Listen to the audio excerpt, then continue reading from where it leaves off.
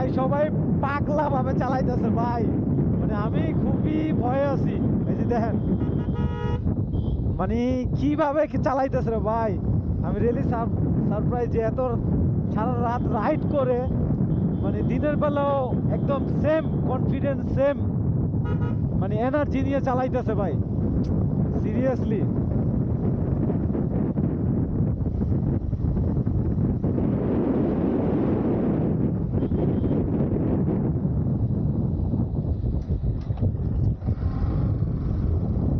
ভাই really surprise, I am really surprised. এখন আমরা আসাম বস্তি ব্রিজটা দিয়ে কাপ্তাই লেকের দিকে যাচ্ছি। সো কাপ্তাই লেক হোপ বিকালের মধ্যে কভার করে ফেলবো।